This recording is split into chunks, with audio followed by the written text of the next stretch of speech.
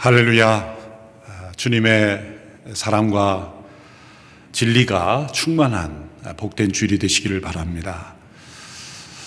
내일부터 정규 예배에 좌석수의 10%의 인원이 함께 참여하실 수가 있습니다. 내일 새벽 기도회부터 시작이 됩니다. 새벽 기도회는 미리 예약하실 필요 없이 예배당에 나오셔서 또 지정 좌석, 신원 확인을 할 수 있는 좌석에 앉으셔서 QR코드로 확인만 하시면 되고요. 주일 예배에는 미리 앱을 통해서 여러분들이 예약 신청을 해주셔야 혼란을 피할 수 있습니다. 서빙고에는 토요 주일 예배가 1부부터 5부까지 또 증설되어 진행되고 있기 때문에 오전 9시, 11시, 1시, 3시, 5시인데요. 오전 9시와 11시에는 예배당에서 또 1시와 3시는 미디어 예배로 드립니다. 그래서 오전 9시, 11시, 또 청년들은 오후 5시 미리 예약하셔서 함께 예배할 수 있게 되기를 바랍니다. 90일의 기적 계속 진행되고 있습니다. 새벽 기도회가 오전 6시에 월요일부터 금요일까지 진행이 되고요. 우리 대학 청년들은 이제 토요일에 대청 중심의 새벽 예배가 진행이 될 것입니다. 또 공동체별로 성경 읽기, 또 매일 헌혈을 통한 생명 나눔의 기적이 이어지고 있습니다. 이 귀한 90일의 기적 캠페인 기간 동안의 소식을 온누리 홈페이지에서 온누리 신문을 통해서 여러분들이 함께 소식을 들으실 수가 있습니다. 개인의 소감은 또 다른 사람에게 격려가 될 수 있습니다. 특별히 헌혈을 경험하고 고백하시는 우리 성도님들의 고백이 참 다양하면서도 은혜가 깊이 있습니다. 함께 신문을 통해서 또 유튜브 커뮤니티란에 들어가시면 우리 성도들의 그 고백을 들으실 수가 있습니다. 함께 격려받을 수 있게 되기 바랍니다. 1월 23일 토요일부터 우리 대학 청년들을 위한 토요 새벽 기도회가 시작이 됩니다. 우리 성인들은 토요 주일 예배 때문에 금요일까지만 진행이 되지만 우리 청년들이 이제 지난주까지 2주간의 뉴호프 집회를 마치고 이제 토요일에는 우리 청년들이 다 합심하여 우리 교육자들이 진행하는 그 새벽 집회를 매주 가질 수 있게 되기를 바랍니다. 올해 선교헌금 작정은 1월 말 2월 초로 연기되어서 진행이 됩니다. 온누리교회 심장과도 같은 이 선교헌금 작정을 통해 지난 35년 동안 사도행전의 역사가 전 세계에 쓰여질 수 있었습니다. 이 귀한 일에 함께 기도로 준비하며 참여할 수 있게 되기를 바랍니다. 우리 온누리 목회자들의 영성훈련, 해마다 열리는 목회사관학교가 올해는 온라인을 통해서 일주일에 한 번씩 6주간 열리게 됩니다. 전 세계에 흩어진 우리 온누리 목회자들 또 협력 사역자들이 이 목회사관학을 통해서 온라인으로 모이게 되는데, 그래서 미국에 계신 RT 켄달 목사님 또 세들백 교회 목회자들을 비롯한 여러 곳에 있는 분들이 온라인으로 함께 참여할 수 있어서 또 특색 있는 또 새로운 모습의 사관학교가 될 줄 믿습니다. 이를 위해서도 기도해 주시기 바랍니다.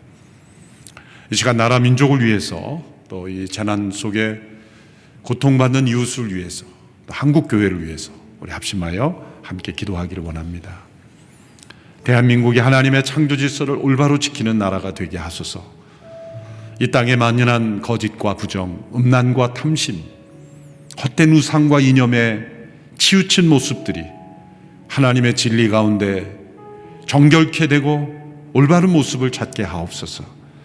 생명을 경시하고 어린 생명들을 학대하고 모태의 생명을 살인하는 죄악들이 이 땅에서 만연해지지 않도록, 합법화되지 않도록 하나님 지켜주시고, 또 한국교회가 위기의 때에 우리의 믿음이 연약해지지 않게 해주시고, 또 우리의 믿음이 치우친 믿음 되지 않고 자기중심적인 믿음이 되지 않고 섬김과 희생의 믿음으로 성숙할 수 있는 기간이 되게 하옵소서. 함께 합심하여 함께 기도하며 나아갑니다. 살아계신 하나님, 코로나 재난을 통하여 우리에게 말씀하시는 하나님, 우리에게 참된 하나님의 나라를 소망하게 하시고 마지막 때의 종말을 준비하게 하시는 하나님, 오늘 이 재난 앞에서 우리가 참된 신앙을 더욱 경고케 하기를 원합니다. 하나님 앞에 더 온전한 모습으로 나가게 되기를 원합니다. 세상의 헛된 문화, 탐욕의 문화, 음란의 문화, 거짓의 문화, 부정의 문화에 휩쓸리지 않게 해주시고 우리의 믿음의 중심에 살아계신 하나님께 대한 참된 믿음이 있게 하옵소서. 하나님의 말씀과 성령 안에 이 세상 속에 소금과 빛이 되게 하여 주옵소서. 하나님, 이 재난의 기간 동안 연약하여지지 않게 해주시고 우리의 믿음이 식어지지 않게 해주시고 영상을 통한 예배일지라도 있는 그곳에서 참된 예배자가 되게 하여 주옵소서. 세상 속에 참된 교회의 모습을 보여주게 하시고 희생과 사랑, 섬김의 모습을 나타낼 수 있는 저희가 되게 하옵소서. 자기 중심적인 믿음으로, 이기적인 믿음으로 변화되지 않게 해주시고 이 사회 속에 진정한 소망을 보여줄 수 있는 교회가 될 수 있도록 이 기간을 붙잡아 주시기를 원합니다. 우리 모든 성도들, 이 재난을 통하여 경제적 위기 속에 속해 있는 모든 연약한 이웃들, 성도들을 지켜주시고 피할 길을 주시고 필요를 공급하여 주시고 위로부터 주시는 하늘의 지혜와 능력을 더하여 주옵소서. 살아계신 하나님, 이 코로나 팬데믹을 통하여 말씀하시며 경고하시며 우리를 인도하시는 하나님, 선하신 하나님의 손길을 바라보며 나아갑니다. 이 과정을 통하여 하나님께서 원하시는 모습으로 변화되기를 원합니다. 무엇보다 정결해지기를 원합니다. 거룩해지기를 원합니다. 이 땅에 만연한 우리의 삶을 휩쓸고 있는 모든 이 땅의 더러운 문화들이 끊어지는 역사가 일어나게 해주시고 거짓과 부정, 음란과 탐심, 헛된 우상과 이념들의 모든 거짓된 모습들이 그리스도의 보혈로 씻어지게 하시고 죄로부터 떠나며 거룩함을 이루는 우리 모든 성도들이 되게 하옵소서. 대한민국이 하나님의 창조 질서를 올바로 지키게 되기를 원합니다. 낙태를 비롯하여 어린 생명들을 무참히 살인하고 학대하고 경시하는 이 풍조가 사라지게 하여 주시고 다시 하나님 앞에 회개하며 돌이켜 전심으로 하나님만 사랑하며 영혼을 사랑하는 이 나라 민족 되게 하옵소서. 영상으로 예배 드릴 수밖에 없는 이 상황 속에 믿음이 연약해지지 않게 해주시고 보이지 아니하시는 하나님을 믿음으로 걸어가는 이 순례의 여정에서 서로를 격려하며 마지막 때가 가까이 옴을 볼수록 더욱 공동체가 하나 되며 믿음을 경고케 하여 주시옵소서. 오늘도 예배 드리는 모든 한국교회 예배 가운데 함께 하시고 우리 모든 성도들의 예배 가운데 성령이 임하여 주옵소서. 예수님의 이름으로 기도하옵나이다. 아멘. 참된 신앙은 하나님을 알아감과 동시에 자기 자신을 알아가는 여정입니다.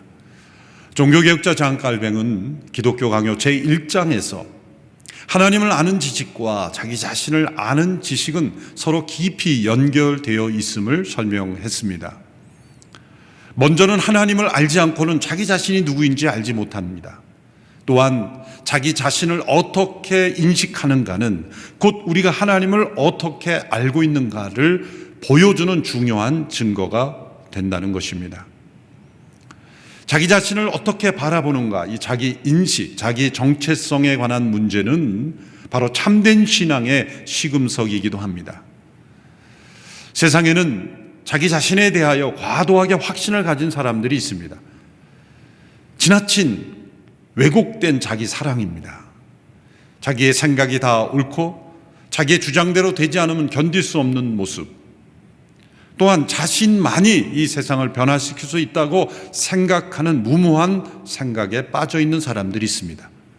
그러나 정반대로 자신은 세상에 도무지 유익이 되지 못할 것이라고 생각하는 사람도 있습니다.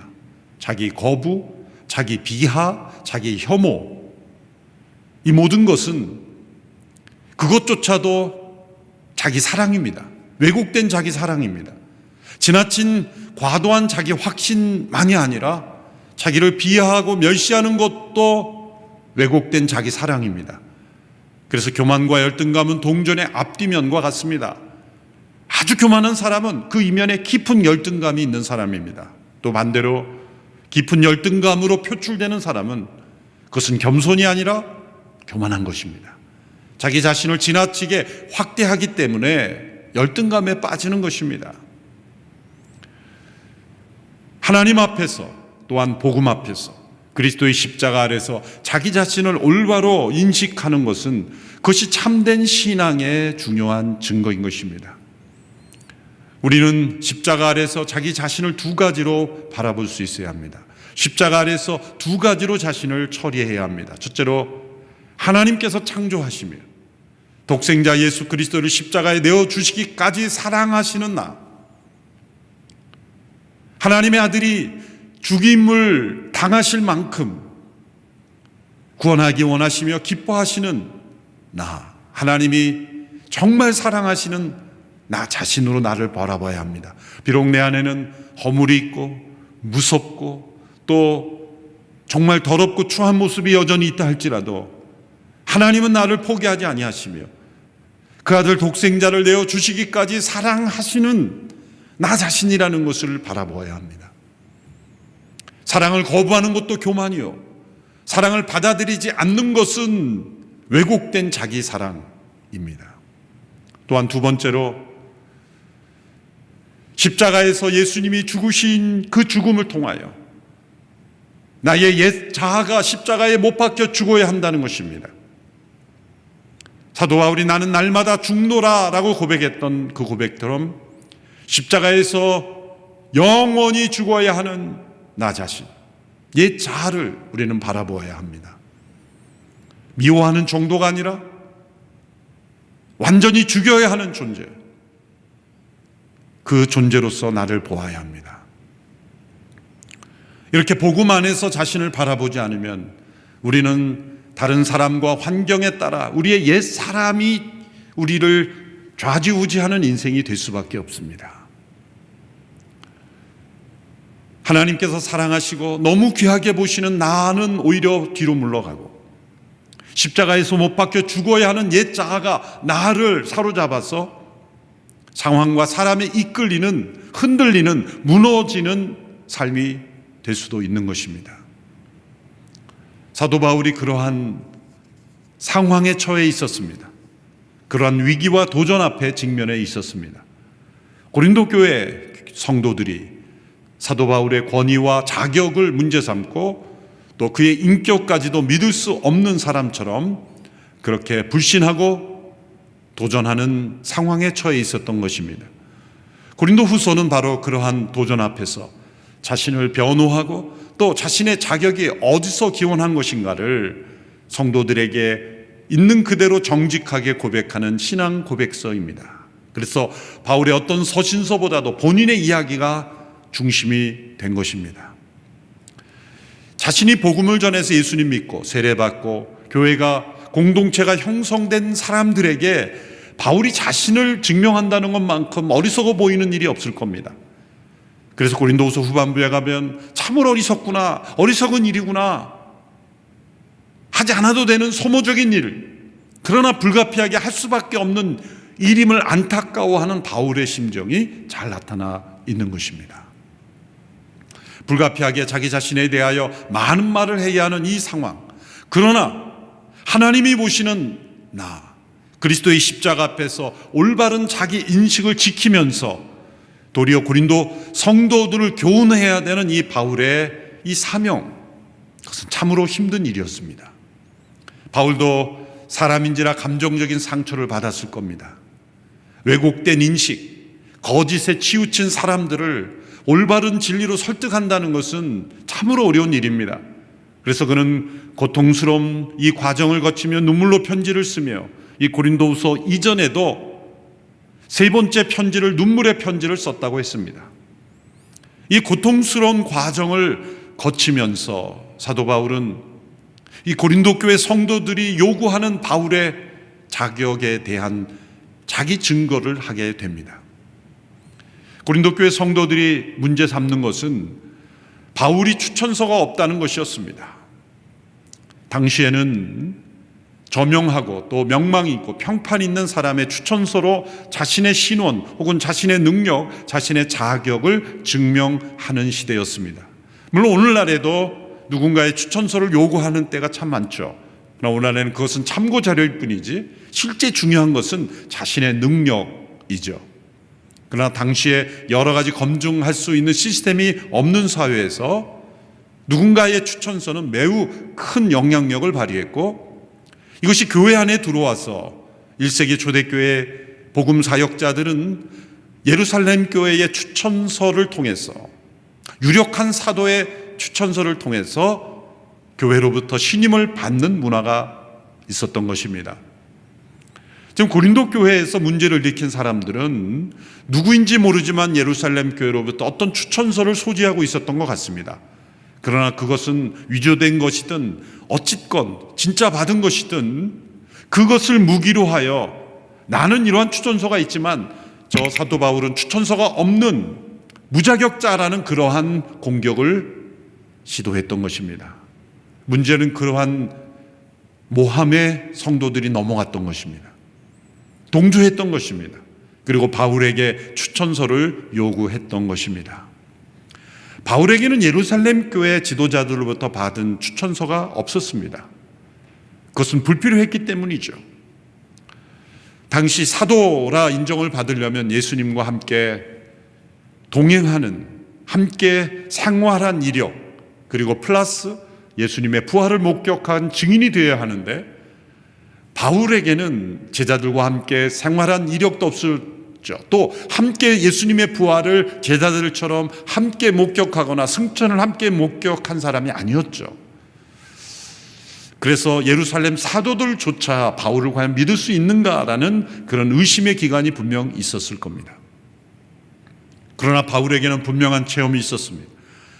다메섹 도상에서 예수님을 핍박하고 교회를 핍박하던 자신을 부르신 그 부활하신 주님의 분명한 임재가 있었고, 그리고 자신을 이방인의 사도로 부르신 부르심이 있었고, 그리고 자신이 그 복음을 전할 때 변화되는 역사가 있었고, 자신은 그 하나님 앞에 복음 앞에 합당한 일꾼으로 조금 더 이기적인 이익을 취하지 않으려고 희생과 헌신, 섬김의 도를 다하며 고난받으며 복음을 전한 자신의 삶 자체가 자신에게 증거였기 때문에 하나님과 양심 앞에서 그는 꺼리낌이 없었던 것입니다. 그러므로 어느 누구의 추천서가 필요 없었던 것이죠.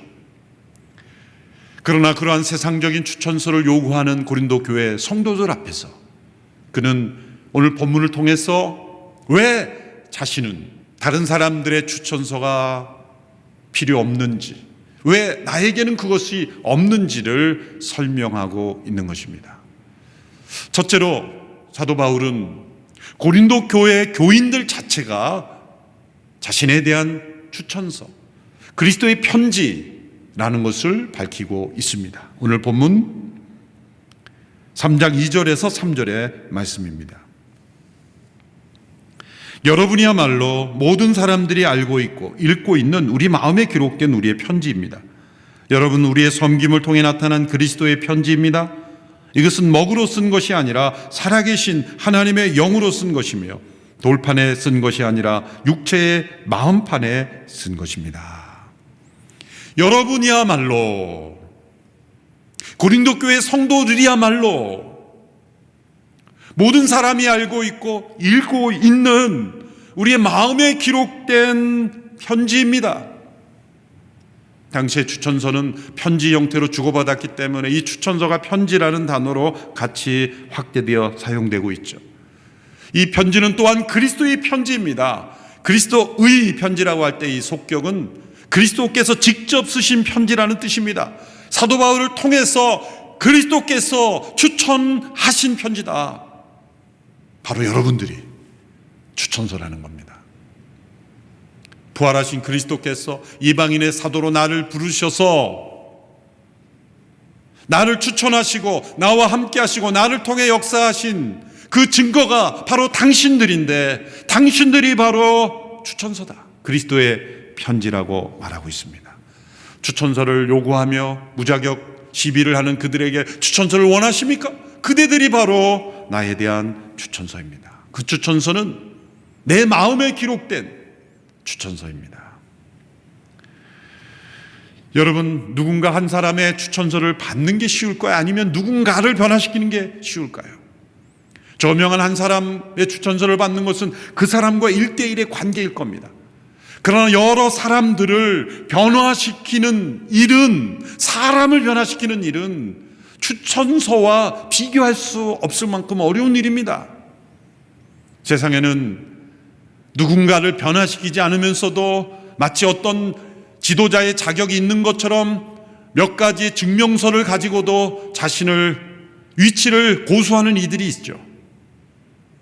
그건 사회도 마찬가지고 영적 공동체도 마찬가지입니다. 다른 사람들의 영적 감화력, 영향력, 변화를 일으켜 누군가가 생명을 얻게 하고 그 생명의 일로 걸어가게 하고 하나님 앞에 나와 생명의 삶을 살게 하는 그런 영적 영향력이 전혀 없이 자기가 가진 어떤 사회가 가진 그런 서류로 만들어진 그러한 추천서들, 자격증으로 자신을 증명하는 이들이 있습니다. 바울은 그 두 가지를 비교해 보라는 것입니다. 나에게는 당신들이 요구하는 추천서가 없지만 그대들이야말로, 여러분이야말로 바로 그리스도의 편지 아닙니까? 그리스도께서 나를 통해 쓰신 편지 아닙니까? 라고 변증하고 있는 것입니다. 어떻게 고린도 교회 성도들이 그리스도의 편지가 될 수 있습니까? 세 가지 역사를 통해 그들이 편지가 되었다고 말합니다. 첫째로 살아계신 하나님의 영으로 그들이 편지가 되었습니다. 고린도 도시에 나타난 성령의 역사, 바울은 그것을 뚜렷이 기억합니다. 고린도라는 도시 자체가 당시에 가장 번화한 도시며 가장 부패하고 음란한 도시였죠.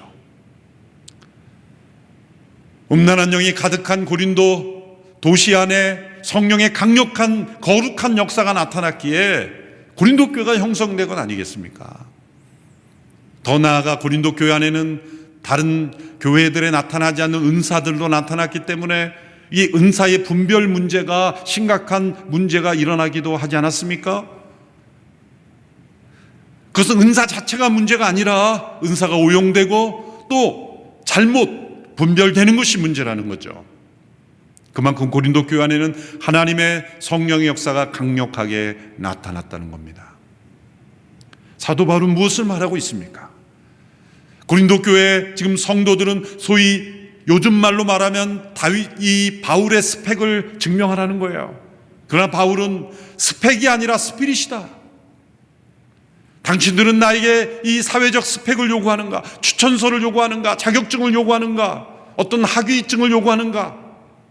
나는 당신들에게 나를 통해 역사하신 살아계신 하나님의 영의 역사를 증거할 뿐이다 고백하는 거죠. 오늘 이 시대의 교회가 능력을 잃어가는 것은 하나님의 영에 대한 신뢰, 하나님의 영의 역사의 통로가 되는 것을 거부하고 사회적 스펙 중심의 시각을 가질 때 교회는 능력을 잃어버립니다. 많은 교회에서 담임 목회자를 선출할 때도 많은 어떤 증명서, 물론 지적인 능력 중요하죠. 성실의 증거이기도 하기 때문이죠. 그런 하나님의 영의 역사의 통로가 되는 것보다 그러한 사회적 스펙을 더 앞장 세울 때 교회는 능력을 잃어버릴 수밖에 없습니다. 선한목자교회 담임 목사이신 유기성 목사님, 존경하는 목사님의 인생의 중요한 터닝 포인트는 신학대학원 졸업을 앞둔 마지막 한 학기에서 신학 석사 학위를 하나님께서 요구하셨을 때 그냥 한 학기 수업하고 다 패스하면 되는 문제를 성령의 감동을 받아 스스로 내려놓으신 거죠. 누가 봐도 어리석은 일이요 불필요한 선택처럼 보였지만 유 목사님은 석사학위, 오늘날에는 너무나 학력이 인플라돼서 목회자들에게 학사학위처럼 여겨지는 신학사학위를 스스로 내려놓음으로써 영의 사람이 되기를 하나님께 드린 거죠. 스펙이 아니라 스피릿의 길을 걸어간 것인 겁니다. 사도 바울은 다른 사도들과 같은 추천서, 예수님과 함께 동고동락했던 그런 제자로서의 스펙도 없었어요. 자기를 증명해 줄 함께 그 다메섹 도상의 체험에서 어떤 현상은 보았지만 그 음성을 직접 들은 이방인의 사도로 부른 것은 자기 스스로 증명해야만 했습니다. 그랬기에 도리어 그는 다른 어떤 사도들보다도 하나님의 영의 역사를 의지할 수밖에 없었던 것입니다. 그렇게 하나님은 바울을 부르신 겁니다. 어쩌면 다른 사도들은 예수님과 함께 동행했던 그 동행했던 이력이 어쩌면 하나님의 영을 의지하지 않는 그런 스펙으로 자신을 자랑했을지도 몰라요. 자신이 예수님과 함께 했을 때 예수님이 나를 얼마나 사랑해 주셨는지, 그리고 갈릴리 호수의 체험, 또 예수님이 병자를 고칠 때의 체험, 자기가 다 봤다는 거죠. 자기가 본 것과 자신이 그런 능력의 통로가 되는 것과는 다른 것이죠. 우리 신앙생활하는 많은 성도님 중에서도 저명한 목사님과 가깝다, 누구로부터 성경 공부를 배웠다, 나는 이름 있는 어느 교회의 직분자다, 그것은 자신이 성령 안에 있는 것과 사실은 상관이 없는 겁니다. 우리의 신앙 이력도 어떤 스펙으로 나를 포장하는 것은 아무 의미가 없는 거예요. 하나님께 사도 바울을 사용하신 것은, 다른 사도들과 다른 길을 가게 하신 것은 제자로서의 스펙을 자랑치 못하게 하는 거예요. 오히려 하나님의 성령의 역사의 통로가 되게 하시기 위해서 그를, 핍박자였던 그를 부르셔서 성령의 강력한 도구로 삼으신 것입니다. 교회의 능력은 철저하게 성령에 사로잡히는가에 달려 있습니다. 살아계신 하나님의 영으로 이루어진 당신들이 바로 나의 증명서이다. 두 번째로 바울의 섬김을 통해서입니다. 하나님의 성령 역사는 반드시 섬김이라는 통로를 통해서입니다. 때로 성령의 은사를 받고 쓰임받았던 사역자들이 잘못된 길을 가는 것은 반드시 섬김의 마음을 잃어버렸기 때문입니다. 이 종의 마음, 섬김의 통로라는 그러한 정체성을 놓치지 않는 사람은 절대로 왜곡된 길을 갈 수가 없습니다. 왜? 성령의 은사는 섬김의 통로로 주어진 것이기 때문이죠. 자신이 얼마나 위대한 존재인가, 나를 통해서 얼마나 놀라운 일이 일어나는가를 증명하려고 주신 것이 아니기 때문이죠. 예수님께서도 종의 마음, 섬김의 종으로 이 땅에 사셨고, 그래서 하나님의 성령이 온전히 역사하신 거죠. 성육신의 섬김, 단지 십자가에서 고통받고 죽으시는 그 사건만이 아니라 인간이 되신 성육신, 또 인간으로서 제자들의 발을 씻겨주시는 그 섬김의 통로를 통해 하나님의 영이 역사하신 거죠. 저는 이런 말을 만들어 보았습니다. 타이틀이 아니라 타올이다. 왜 타올입니까? 예수님이 제자들의 발을 수건을 두르고 씻어주신 거예요. 세상은 타이틀이 중요합니다. 그러나 예수 그리스도의 사람에게는 섬김이 중요해요. 수건을 두르는 사람인가? 아니면 자신의 이름에 붙여진 타이틀을 의지하는 사람인가? 바울은 자신에게 어떤 타이틀이 붙여지는 것이 중요하지 않았어요. 그에게는 섬김이 중요했습니다. 그래서 하나님의 성령의 역사가 그를 통해 역사하신 것입니다. 세 번째로 그것은 육체의 마음판에 기록된 것이라고 말합니다. 이것은 옛 언약과 다른 새 언약의 가장 중요한 변화죠. 옛 언약, 모세 시대에 돌판에 하나님께서 적혀주신 것, 그것은 참된 진리입니다. 하나님의 뜻입니다. 그러나 그것은 사람들이 읽고 생각하는 지식의 영역에서 자신이 적용해야 하는데, 인간의 타락한 마음으로는 그 참된 진리를 따를 수가 없는 겁니다. 무엇이 옳은지 몰라서 못하는 게 아니라 알지만 행하지 못하는 마음의 타락함이 그것을 방해하는 거죠. 그러나 하나님의 영의 역사는, 섬김을 통해 역사는, 하나님의 영의 역사는 마음판에 하나님의 뜻을 새겨주시는 거예요. 마음의 역사, 지식이 아니라 마음인 것입니다. 사도 바울의 모든 역사는 한 단어로 요약이 됩니다. 새 언약의 일꾼이다. 이게 바울의 자기 인식이었습니다. 바울을 향한 하나님의 부르심은 새 언약의 일꾼으로 부르신 겁니다. 모세가 옛 언약의 일꾼이었던 것처럼 나는 새 언약의 일꾼이다. 얼마나 놀라운 부르심에 대한 확신입니까? 지금은 새 언약의 시대, 예수 그리스도의 십자가와 성령의 역사로 구약의 예레미야, 에스겔, 요엘서에 예약된 모든 새 언약이 이루어진 시대에 바로 당신들이 그 새 언약의 일꾼을 통해 변화된 열매이다. 그러므로 나는 추천서가 필요하지 않은 것이다. 사람의 추천서에 따라 일하는 사람이 아니라 나는 새 언약의 일꾼으로 하나님의 부르심을 따라 일하고 있다고 고백하는 것입니다. 오늘 보면 3장 6절의 말씀을 보십시오. 그분은 우리로 하여금 문자가 아니라 영으로 말미암는 새 언약의 일꾼 되기에 충분한 자격을 갖추도록 하셨습니다. 문자는 죽이는 것이 영은 살리는 것이기 때문입니다.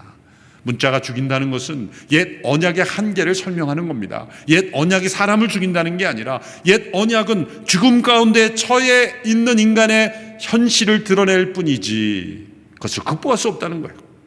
그러나 하나님의 영의 역사는 우리의 마음을, 굳은 마음을 부드러운 마음으로, 그리고 인간의 이 비오스의 육체적 생명의 조의 영원한 생명이 임하셔서 마음의 근본적인 변화를 일으키는 이 변화로 말미암아 일어나는 축복이 주어졌다는 것입니다. 바울이 이렇게 다른 사람의 추천서가 필요 없다는 또 다른 중요한 이유는, 그것은 자신의 자격이 오직 하나님께로부터 온 것임을 확신했기 때문입니다. 오늘 본문 3장 5절의 말씀을 보십시오. 그러나 우리는 무엇이 우리에게서 나온 것처럼 스스로 자격이 있다고 생각하지 않습니다. 우리의 자격은 오직 하나님께로부터 났습니다. 고린도 교회 성도들이 이제 당신은 무자격자요, 무자격자요 그럴 때 내가 왜 자격이 없어라고 싸우지 않고 바울이 뭐라고 대답한 겁니까? 그렇습니다. 저는 자격이 없습니다. 겸손입니다. 당신 무슨 자격으로 말합니까? 당신 자격 없습니다 말할 때 그렇습니다. 저는 무자격자입니다. 저 스스로는 자격이 없습니다. 그러나 저의 자격은 하나님께로부터 오는 것입니다. 여기에 대해서는 확신이 있습니다. 이것이 참된 겸손한 자아상입니다. 그는 고린도 교회 성도들로부터 공격을 받았을 때 무조건 자신이 옳다고 변호하지 않았을 겁니다. 자신을 돌아봤을 거예요. 내가 과연 하나님의 온전한 부르심 가운데 있는가?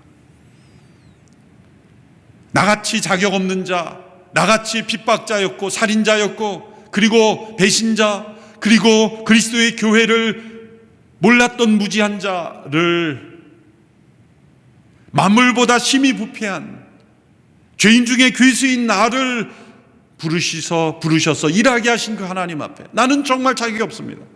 고린도 교회 성도들의 말이 옳습니다. 저는 자격이 없습니다. 그러나 분명한 것은 내 스스로 내가 자격을 만든 것이 아니라는 겁니다.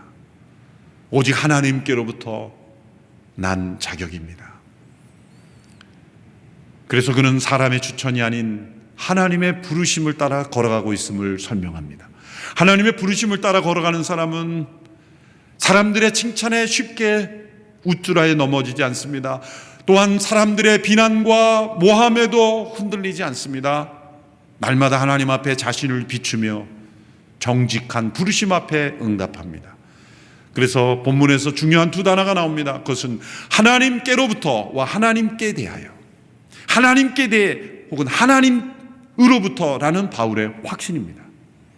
바울의 확신은 하나님께로부터 난 것입니다. 이 확신이라는 단어를 다른 말로 표현하면 차고 넘친다라는 의미가 있습니다. 바울에게는 하나님으로부터 넘치는 이 확신이 있었습니다. 스스로 만든 확신은 지탱할 수 없습니다.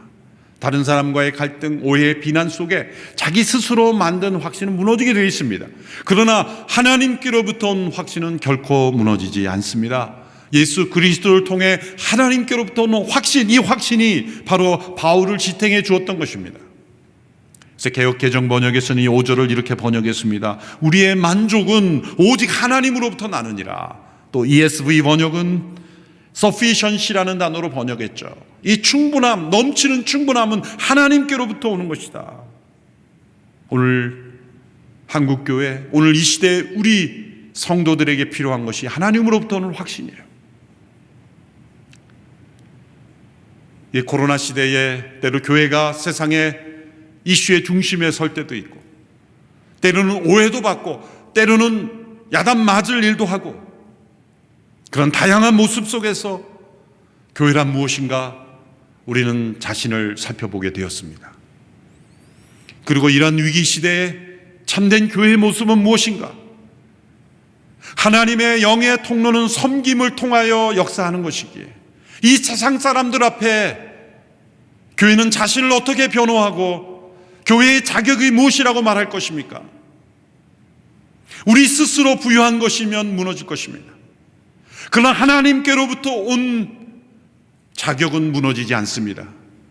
교회는 사람들이 모여서 정관을 만들고 규칙을 만들어 시작된 기구가 아닙니다. 교회는 하나님의 공동체입니다. 천지를 창조하신 하나님의 공동체입니다.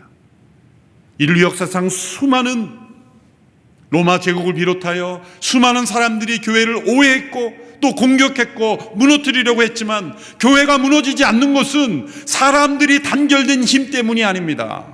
정치적인 힘을 동원해서가 아닙니다. 하나님으로부터 온 공동체라는 그 확신 때문에, 그리고 그 사실 때문에 교회는 무너지지 않았던 겁니다. 오늘 이 시대에 교회가 어떤 세상적인 힘과 맞대응하는 힘으로 교인들이 힘을 합쳐서 사회와 싸운다고 교회의 자격이 증거되는 것이 아닙니다. 교회는 하나님으로부터 온 공동체라는 이 확신 속에 사도 바울처럼 우리는 아무 자격이 없습니다. 우리는 성도라 불리울 자격도 없습니다. 우리는 그리스도인이라 부릴 자격이 없습니다. 우리는 영원히 죽었던 존재이며 예수 그리스도의 은혜가 아니면 고백할 수 없는 자들임을 고백하고, 그렇습니다. 우리는 자격이 없습니다. 우리들은 부족하고 연약합니다.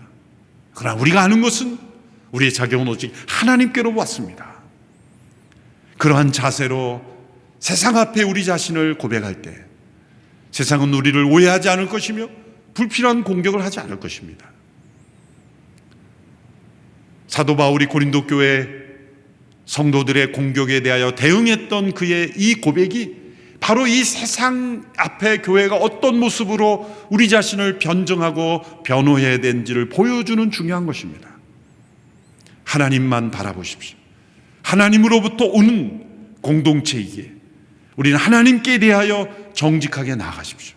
때로 오해하고 때로 공격해도 그것과 맞싸우지 마십시오. 우리는 하나님 앞에 정직한 영혼으로, 그리고 세상 속에 섬김의 공동체로 부르심을 받았기에 우리는 사도 바울이 걸어갔던 그 길을 섬김의 도를 다하며 꿋꿋이 걸어갈 때 하나님 우리를 통해 성령의 역사가 세상 속에 흘러가도록 만드실 것입니다. 내일부터 시작되는 다시 함께 예배당 예배가 시작이 될 때 더욱더 방역에 힘쓰고 안전에 힘쓰고 우리가 이웃을 사랑하는 마음으로 이런 감염 확산을 가장 방지하고 앞장서는 교회가 될 때 세상은 교회를 다시 보게 될 것입니다. 그리고 세상에 가장 필요한 이 피와 같은 헌혈운동에 앞장서고 저출산의 위기에 이 생명 번성의 축복에 참여하고 또한 소외된 이웃, 연약한 이웃을 섬기는 일에 가장 앞장설 때 하나님께로부터 온 공동체라는 인식을 세상이 하게 될 줄로 믿습니다. 기도하겠습니다. 살아계신 하나님 아버지, 바울이 처한 위기 상황 속에서 오히려 바울 안에 있던 소망의 복음이 분명히 드러났듯이 이 시대 이 재난의 한복판에서 우리의 믿음 안에 소망의 복음이 밝히 드러나게 하시고 또한 교회 안에 살아계신 예수 그리스도 부활의 생명, 이 소망의 복음이 세상 속에 밝히 드러날 수 있게 하여 주옵소서. 예수님의 이름으로 기도하옵나이다. 아멘.